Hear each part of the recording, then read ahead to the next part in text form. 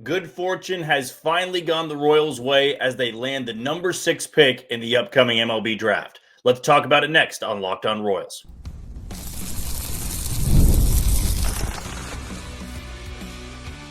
You are Locked On Royals, your daily Kansas City Royals podcast. Part of the Locked On Podcast Network, your team every day. You are tuned into another edition of Locked On Royals in the Locked On Podcast Network. I'm your host, Jack Johnson, and you can find me on Twitter at JohnnyJ_15. That is at JOHNYJ_15. And you can listen to us on wherever you download your podcast. That can be Spotify, Apple Podcast, Amazon Music, Google Podcast, Odyssey, and YouTube. Just be sure to hit the follow button and subscribe. For you first-time listeners wondering what to expect from this channel, well, beginning next week, we will be dropping down to 3 episodes a week, planning to bring them out Tuesday morning, Thursday morning, and Friday morning. But typically, throughout the season and for 9 to 10 months out of the year, we go 5 episodes a week, 30-minute episodes in length. Before we get started, I want to tell you that today's show is brought to you by FanDuel. If you want to be right in the middle of the action this season, visit FanDuel.com and place your NFL live bets all season long. Though we haven't had any free agent moves to talk about during the winter meetings, we did get some breaking news shortly before I started recording this podcast, and it was that the Royals landed the number 6 pick in the Major League Baseball draft for coming up next year. Due to the draft lottery, they didn't really have that high of a percentage to land the number 1 pick. In fact, it was 0.8% of the chance of them getting the number 1 overall pick. But here they are getting the same spot that they did last year, where they were trying to be rewarded for losing 106 games, which tied their franchise record. So good fortune has finally shined on the Royals in the MLB Draft lottery. I know that J.J. Piccolo and multiple people in the front office were not very thrilled with the draft lottery. I feel for a lot of small market owners and GMs, they're not fans of the lottery because, it does incentivize going for it. It does push owners to spend money, but not every team is the same, right? We know that the Colorado Rockies are not like the Los Angeles Dodgers. We know there's just different types of money, and there are free agents that are going to go play for other teams, even if a bad team has a good chunk of money to spend, right? Some free agents will go toward winning organizations, and those organizations usually have endless amounts of money to spend. So we'll dive into that a little bit more here in the first segment. But I do know that last year, the Royals felt like they got screwed in the draft lottery because they lost 106 games, and the Cleveland Guardians, who were in the postseason, got to go get the number 1 pick. In fact, I take that back. They were an 80-win team because it would have been their record after the 2023 season.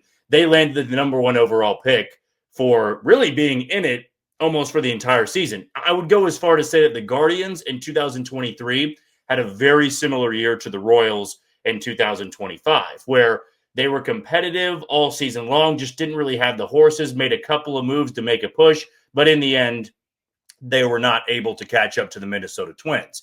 So the Guardians in that 2023 season are in the draft lottery because of where they finished. They were on the cusp of being, even eligible for the draft lottery, and they don't have their ping pong ball picked until the last slot, which would have been that top choice. And they drafted Travis Bazzana, who nobody thought in their wildest dreams would have found a way to Cleveland, and all the other teams that were chasing that top spot were feeling pretty empty-handed. Now, the way that draft went, you got Nick Kurtz, who ended up going to the Athletics. The Royals got Jack Caglione in that slot.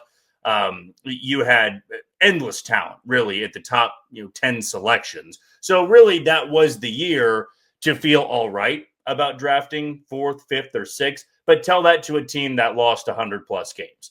All right, Cleveland barely had any scratches from their 2023 season, and they get rewarded the most because of the draft lottery.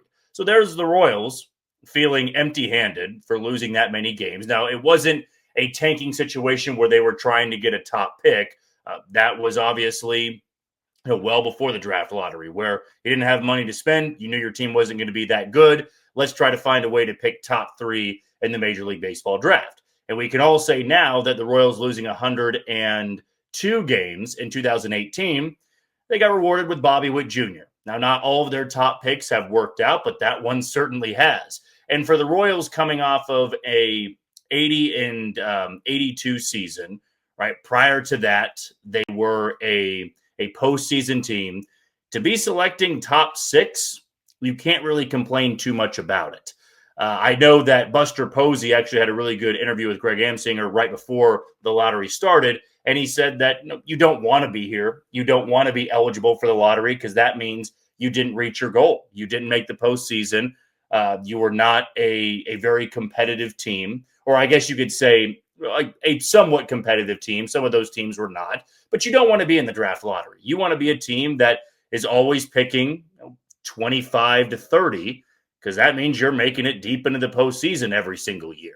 You would love to be in the Dodgers position, just hoisting up trophy after trophy, and you can just add talent through free agency. But for a team like the Royals, having a year where you went 80 and 82, it's not where you wanted to end up. But to know that, man, because of the ping pong ball, evading the hand for a couple more slots than you thought you might be picking at, you'll take it, I guess. Near 500 season, you're drafting top 10. I would have been thrilled with anything top 12 because the Royals were slated to be 15th or 16th, I believe, and to climb all the way up to 6. There's going to be some pretty big talent. They're top 6 in the draft. And we know that it's a crapshoot. We know that more often than not, it's going to be a dart throw. But even going back to that interview with Buster Posey and Greg Amsinger, he's asked a question. You see this talent difference between the 15th pick and the 5th pick. You don't want to be here in the draft lottery, but it's huge. It's incredibly important to have luck on your side in this case, because if you're a team like the Colorado Rockies, who are more than just a few players away from being 500, that would even be a stretch, I might argue. They're picking 10th for losing 119 games. Now, I can see both sides of the argument for the draft lottery. The draft lottery was put in place to de-incentivize teams from tanking. You don't want to see 119 losses. The White Sox the year before weren't really rewarded for all the losses they endured. In fact, 2 teams in their own division were drafting higher than them. Royals, same thing. They lost 100-plus games the year before that, and they see Minnesota and Cleveland that are drafting ahead of them. I mean, it was absurd to watch, and it was tough to stomach if you were a Royals fan. But I'm looking at the Rockies thinking, what reward do you have for that type of season? Now, I can see the side of, well, don't lose 119 games. You could lose 150 games. You'll get the best odds. You'll get the best percentages, unless you're there. I believe the weird rule about it is you can't be top 5 like 3 years in a row. So there are some differences year by year. You can't lose 150 plus games, though that would never happen. But my point is, you can't just tank over and over and over again and have the best odds and just line up back to back to back years with the number 1 overall pick. It's another reason why the draft lottery was put in place, because you want these teams to at least try and compete. But there are owners out there that think, well, if we don't have a team that's ready, I'm not going to spend hundreds of millions of dollars to field a team, right? We want to draft, develop, and then when we feel we're ready, we're going to spend money. So that is the opposing side, if you will. The small market teams, though Colorado's not really that small market, but teams out there that are not going to spend a lot of money, they don't want to see some team get rewarded with the number 1 overall pick when they only lost 82 games or 81 games. So I imagine Colorado fans and front office personnel and owners are just irate right now that they have to see someone like the Tampa Bay Rays, who have been competitive the last decade, they land the number 2 overall pick. I mean, to be picking 10th in the Major League Baseball draft, it's not the worst thing in the world. But when you've lost that many games, you're needing the number 1 overall pick for a year like that. You put your fans through that. They had to endure it. Years down the road, you can go, well, at least we got some stud with the number 1 overall pick, right? Pirates fans, even though that was a pre-draft lottery, they get the number 1 overall pick with Paul Skeens. And I'm sure that they are A-okay now with whatever season they endured that landed them the number 1 overall pick. It's kind of the way it's gone in baseball for years and years and years. Royals fans don't feel the sting of 2018 anymore. It sucked watching that team, but they get Bobby Witt Jr. from it. Now with the lottery, man, you could go through your worst season in franchise history and you might not even get to land a top-level player. And it is important in Major League Baseball to be drafting top 5 or top 7 in the draft because there's always that cutoff of can't miss guys. And last year, I believe that cutoff was more so around the 10 to 11 range. The year Bobby Witt Jr. was taken, they said there's 2 can't miss guys, Bobby Witt Jr. and Adley Rutschman. It can be that small or it can be more of a wide range, and we'll do more mock drafts later on in the year. We're certainly not going to be doing them in the offseason, but now you will start seeing some mock drafts pop up because we know where each team is drafting, and the Royals will be drafting number 6. So good fortune finally shines on the Royals. That is the big news of today, unless there's some free agent signing tonight or while we're recording this podcast. Little heads up that tomorrow, our episode, unless there is a signing, will be a crossover episode with Gabby of Locked On Red Sox. You might have heard us do a podcast before. We're going to go over the Royals and Red Sox trade rumors. So look out for that tomorrow. That should be in the morning time as well. I won't save that until later in the evening. But if something does break tomorrow, we will be sure to get an episode up later on in the evening. Let's take our first break of the show. When we come back, let's talk about another outfielder that is linked to the Royals. This time, though, it would be through trade. That's coming up on Locked On Royals. You are tuning to Locked On Royals and the Locked On Podcast Network. I'm your host, Jack Johnson, and you can find me on Twitter at JohnnyJ_15. Thank you for making Locked On Royals your first listen of the day, and thank you for making Locked On the #1 sports podcast network. You already live your team every day. Now take it up a level and go ad-free. Join the Everydayer Club and get Locked On Royals with no interruptions, members-only Discord access, and more, all for just $5 a month or $50 a year. And you can go to the URL that we will post in the YouTube video below. So if you're having trouble finding it, we'll just post it there. So it'll be very easy for all of you to find. So moving forward, if that's the route you want to go, I know we've had some complaints about ads, whether you're listening on Spotify or Apple Music or everywhere. That can be one way that you can go ad-free and listen to all of your Locked On Royals content. Before we dive into the Jake Meyers talk, I want to tell you about the title sponsor in FanDuel. The NFL Sundays move fast. One big play, and suddenly everything feels different. That's what makes live betting with FanDuel so exciting. You're not just watching the game, you're reacting to it in real time. With FanDuel, you can place bets as the action unfolds, every drive, every momentum swing, every highlight moment. So if you want to be right in the middle of the action this season, visit FanDuel.com and place your NFL live bets all season long. FanDuel, the game moves fast, and so can you. For my picks, I'll go with 2 money line picks in college basketball. I'll take BYU over Clemson, and I will take the UConn Huskies over the Florida Gators. Our trade talks do continue with an outfielder that we really hadn't discussed too much until now. Now, Jake Meyers of the Houston Astros is a not controversial option out there for the Royals. As I've said before, there is never going to be a player the Royals acquire or target that everybody in the comment section is going to say, I love that player. Hell, I would go as far to say that if Shohei Ohtani would be coming to Kansas City, it would still not be 100% unanimous. I can promise you that, depending on what the Royals would give up, which it'll never happen. Shohei Ohtani will never be playing for the Royals because he's likely going to retire a Dodger. But that's kind of the point I'm hammering in here. There would still be somebody out there going, I don't see it. I wouldn't want to give up that much, or I wouldn't want to pay that type of contract. So I never really get too up in arms about people that can't seem to all agree on an option, because I can also see the side of, this player may not be the best fit. Hey, this player actually is going to underperform in 2026. So that's what makes this podcast fun to do, is I would actually have no fun whatsoever if everybody I brought up, they all agreed with me. I like to see differing views. I like to see different arguments. That's what makes the comment section so fun. And Jake Meyers is one of those guys that I feel you could see both sides of the argument, where the Astros are trying to move Jake Meyers, a 30-year-old outfielder who's coming off of a career year. He's an elite defender. He's a left-handed glove out there in center field. He's got great speed. He covers a lot of ground. And oh, by the way, this past season, he hit over 290 in over 330 plate appearances.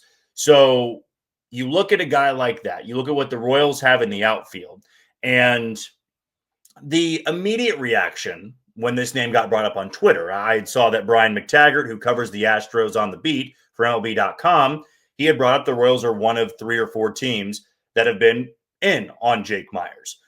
The pushback would be, well, would you give up Ryan Bergert or Stephen Kolek for Jake Meyers? Truth be told, I wouldn't.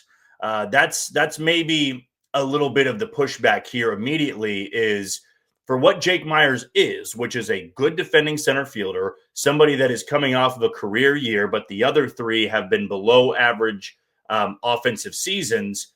I mean, Ryan Bergert's got multiple years of control. He's 25, 26 years old. Stephen Kolek, you might be more open to moving because he's closer to 30, yet he still has, 5 to 6 years of control as well. You have the pitching depth there, and with Jake Meyers being a trade option, I'm not sure I would move anybody on the active roster of the Astros. I'd probably look more to the minor league ranks. And the Astros could be asking for controllable starting pitching, and they want it to be at the big league level, and the Royals would stand out amongst the other teams that are going in on Jake Meyers. But I just don't see J.J. Picollo pulling the trigger on that because Kyle Isbell gives you that type of defense out there in center field. And a lot of the seasons that Jake Meyers had prior to 2025, they were very similar to what Kyle Isbell's done his entire career. So if you trade for Jake Meyers, I feel that having the right-handed bat who can complement Kyle Isbell in center field would be nice because you've got somebody coming off a 290 season. He's got good speed, good range, can hit him top of the order, bottom of the order, gives a great platoon option for Kyle Isbell. I feel in theory that's good logic there. I would really only give up guys that are blocked in AAA, though, because there is that chance that Jake Meyers regresses a little bit. And I love him as a prospect in general and not a true prospect. I'm just talking about a trade prospect. I like the type of defense he brings. I like the speed. I like that we had such a good year last year for the Astros and more of that 3rd, 4th outfielder role. And the reason I say 3rd or 4th, because he did start a lot of games. I'm not going to call him a true 4th outfielder because those are for guys that do not start, period. They're defensive replacements, and they play once or twice a week. If the Royals did acquire Jake Meyers, you'd see him in center field probably more than you'd see Kyle Isbell. And if he was a few years younger, we're talking 27 years old, maybe 26 or 27, I maybe would be willing to give up someone like Stephen Kolek. But the fact that he's 30, that price goes down a little bit for the Astros. And even if they're coming to the winter meeting saying, well, if we want Jake Meyers, if the Royals want Jake Meyers, we want Ryan Berger, we want Stephen Kolek. I don't see J.J. Picollo pulling the trigger unless other options were included, other players were included. But I'm not going to sit here and say that what Jake Meyers did last year is what Kyle Isbell does, because that's not the case.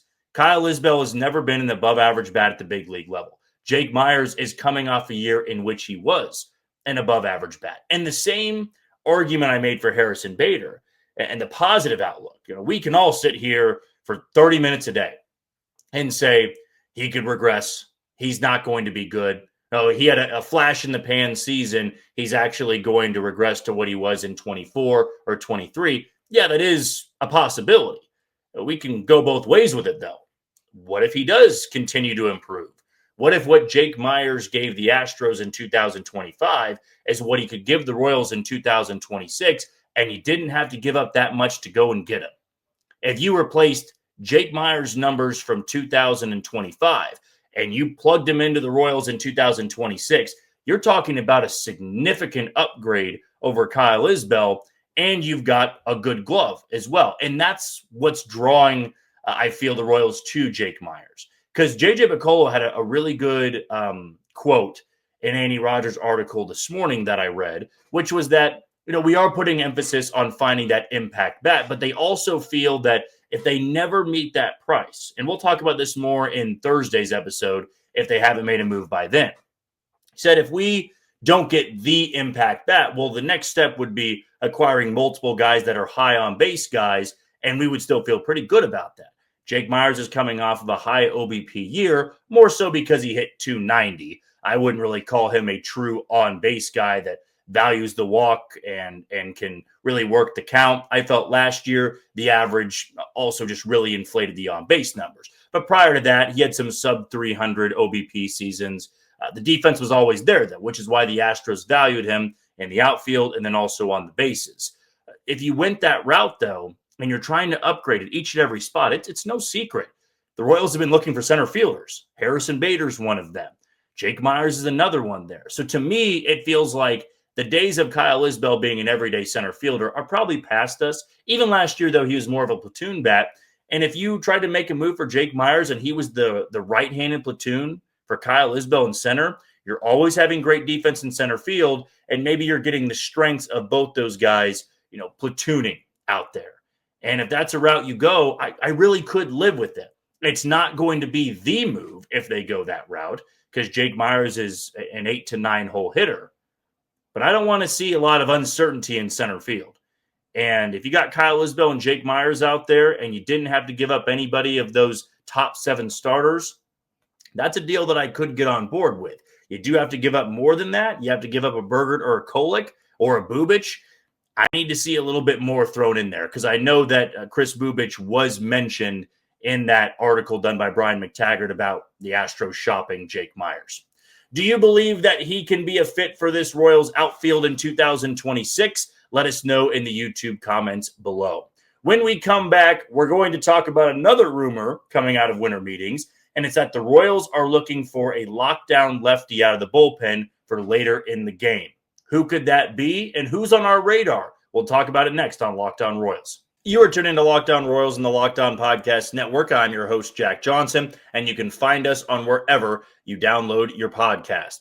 Want to tell you about the second sponsor of today's episode in Gametime. The World Cup is coming back to North America for the first time since 1994, and with 48 teams for the first time ever, it's going to be massive. But let's be honest, getting tickets is usually the hard part. That's why the Gametime app is clutch, finally giving fans a real advantage when it comes to snagging seats.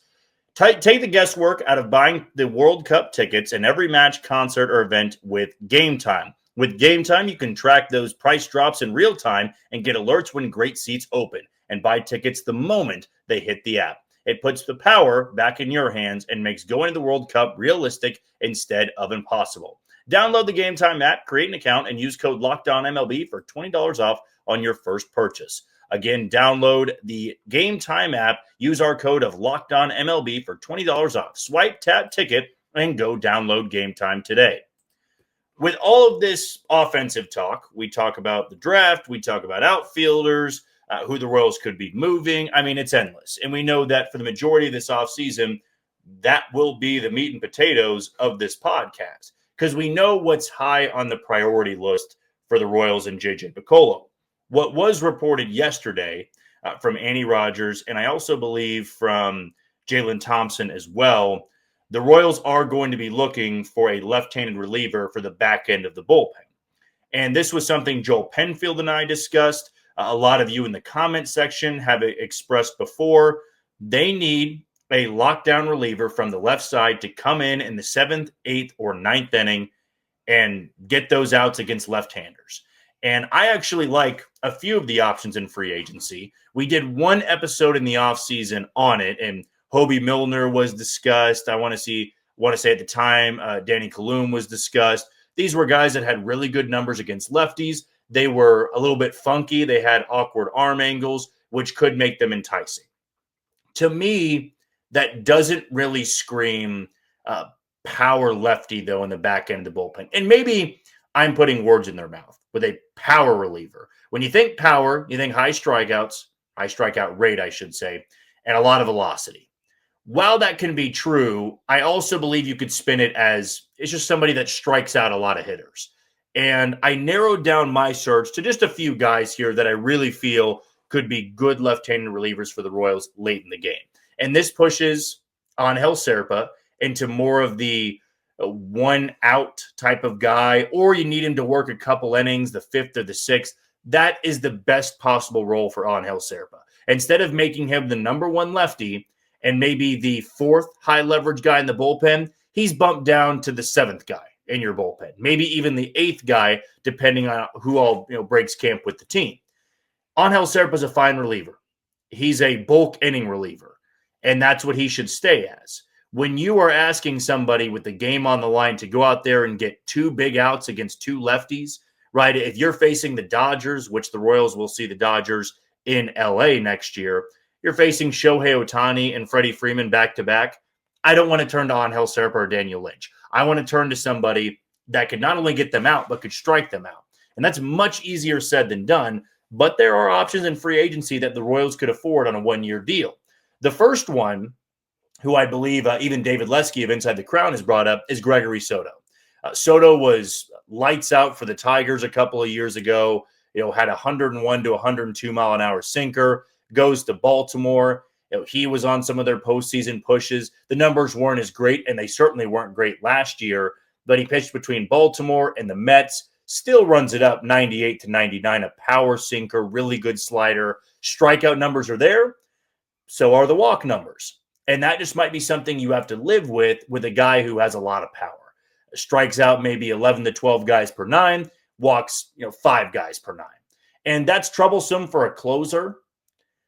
I can live with it a little bit for a 1-inning guy, especially from the left side, because I don't believe the guy they would be targeting would be the, hey, 7th inning's yours or 8th inning is yours. To me, I think to multiple times in the season where they turned to Angel Serpa with 2 outs and he couldn't get out of that jam. Or they turned in with 1 out and a runner at first and the inherited runner would score. I want to have somebody out there that has the power stuff, swing and miss. And if the inning implodes, it's because the command wasn't really there or it was soft contact. I don't want the inning imploding with a bunch of hard hit doubles and maybe a home run that ends the game. So Gregory Soto is somebody that when he's on, really tough to hit.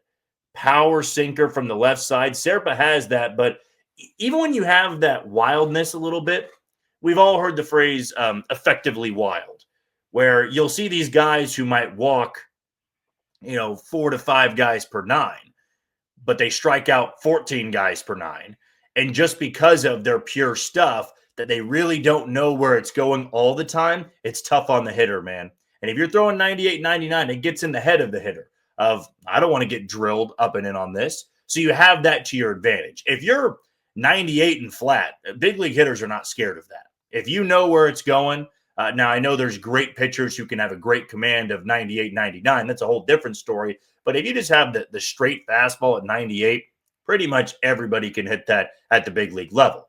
Soto gives you that different angle, that power sinker slider combo. And I feel that he would be very affordable for the Royals if they wanted that power in the back end of the bullpen. Another name, similar to Gregory Soto, though not so much on the velo, is Andrew Chafin. Longtime reliever, was with the Tigers, last year with the Nationals and the Angels. You look at the whip, it's above league average. It's not pretty, but everything else about his numbers stand out to me. Strikes out a lot of guys, elite chase rate, pretty much sticks to the slider now, which is a really good, devastating pitch. And he is that guy that you throw against a lefty with the game on the line, and I trust him. Guys hit 136 off him. Left-handed hitters hit 136 off him last year. And he was really effective for the Angels when they acquired him. This is a guy that you can get for $5 million or less. I feel can take that role from Angel Serpa and really run with it. And he was on 2 teams that were not very good. I feel that this could be a good landing spot for him. And of the 3 options I'm going to bring up, I like Andrew Chafin the most. I feel that slider can play up very nicely. Ask him to be your guy that comes in when there's 2 lefties back-to-back and you get out of the jam. Because I thought for the most of his career, and certainly the last 3 to 4 seasons, that's been his best role. And he's got closing experience. So he would be the guy, I believe, that's the most affordable and could give you the best production out of the bullpen in 2026. Third guy I'll wrap it up with rather quickly would be Caleb Ferguson. Now, Ferguson comes over from Pittsburgh, goes to Seattle, and pitched very well for them in their postseason push. He's a lefty that has really good numbers against lefties, and that's what I imagine the Royals are going to be looking for. It's not going to be I need the funky angle guy who just gives them a tough look. It's going to be a left-handed reliever that has dominant numbers against lefties. The righties may hit 300 off of him, but if you can have a lefty that can just stifle any left-handed hitter in baseball, that's going to be the wheelhouse for the Royals. And I think that's what they're going to be looking for after they are figuring out their outfield, or after they do figure it out. Once they do that, that's the type of reliever you want to look for, whether it be Ferguson, Soto, or Andrew Chafin. I feel those are guys that have power plus pitches, can get a lot of strikeouts, and are such a difficult matchup for lefties. Because this Royals bullpen was top 10 in baseball last year. You want to get the top 5, you have to be effective in those spots where the game's on the line. You turn to a lefty. Loogies no longer exist where they can come in for one batter no matter where you are in the inning. Now you need to be able to capitalize on those moments where it either forces a pinch hitter or you're able to get that out against a left-handed hitter. Who would you like to see the Royals add to their bullpen this offseason? Let us know in the YouTube comments below. That's going to do it for another edition of Locked On Royals and the Locked On Podcast Network. I've been your host, Jack Johnson. Thank you for tuning in to Locked On Royals. And for tomorrow, we are going to have that crossover episode with Locked On Red Sox. And did Locked On Royals make your Spotify Wrapped? Prove it on social media to secure a free month of our brand new Everydayer Club. Just tag our national Locked On Podcast Network account on any social platform, and we'll drop you the code. Be one of the first to join the Everydayer Club to get your favorite show ad-free and exclusive access to the members-only Discord channel. For those of you on video, we send you to the first ever 24/7 national Locked On Podcast Network YouTube channel. On audio, make sure you make your second listen Locked On MLB. Until tomorrow, you take it easy, Kansas City.